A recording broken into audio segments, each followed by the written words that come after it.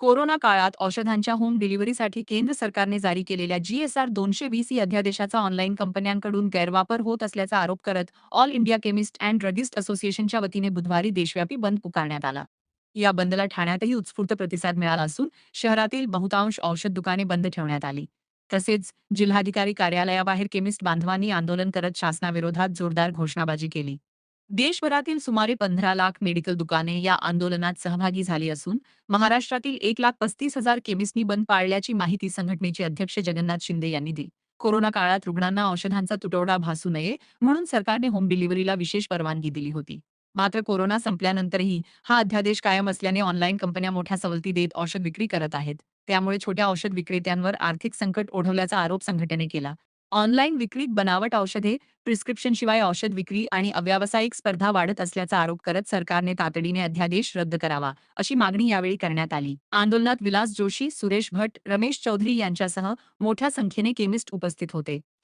आज all India organisation of केमिस्टच्या वतीनं आज सबंध भारतातल्या 37 राज्य आणि केंद्रशासित प्रदेशामध्ये आमचे 12.5 लाख रिटेल आणि होलसेलर आज बंद आहेत.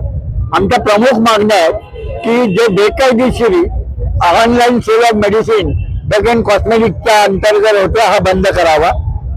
करोनामध्ये 220 GSR जे आले त्याचा फायदा घेऊन स्विगी, झोमॅटो आणि ब्लिंकिट या आमच्या तरुण मंडळींना जे काही नशेची औषधं, स्पुरियस औषधं, नकली औषधं आणि जी शरीराला डॅमेज करणारी गर्भपाताची औषधं मुलींना मिळतात, याच्या विरुद्ध जनतेला सावध करण्यासाठी आणि स्पुरियस सबस्टँडर्डचा वापर न व्हावा जनतेकडनं, यासाठी आमच्या प्रमुख मागण्या आहेत की ऑनलाईन सेल ऑफ मेडिसिन बंद करा, 220 GSR जे आणले ते रद्द करा आणि डीप डिस्काउंट रद्द करा, किंवा ज्या ड्रग प्राइस कंट्रोल ऑर्डरने आमचा धंदा होतोय त्यामध्ये आमच्या रिटेलरला 18% आणि 20% मार्जिन मिळतो, तर हे मार्जिन वाढवून द्या किंवा DPCO रद्द करा.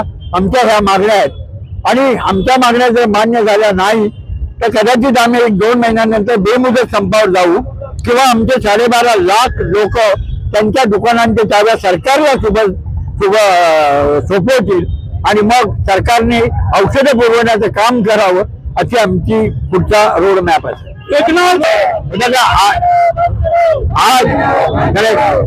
आज ऑनलाईन मध्ये जेवढे काही भागीदार आहेत किंवा स्टेक होल्डर आहेत हे जास्त MRP घेऊन जास्त नफा कमवतात, पण सर्वसामान्य माणसाला ते माहिती नाही. आणि या ऑनलाईन मध्ये आज देशात 20% औषधी ही डुप्लिकेट, नकली आणि सबस्टँडर्ड आहे, ती आम आदमीला देतात. सर्वसामान्य माणसाचं आरोग्य धोक्यात आहे. त्यामुळे आम्ही जाहीर अशी विनंती नागरिकांना करतो की कुठल्याही प्रकारे ऑनलाईन सेल ऑफ मेडिसिन मागू नका. आपल्याच डॉक्टरकडे जा, त्यांच्याकडनं प्रिस्क्रिप्शन घ्या आणि आमच्या दुकानातून औषधी घ्या, अशी आपल्याला विनंती आहे.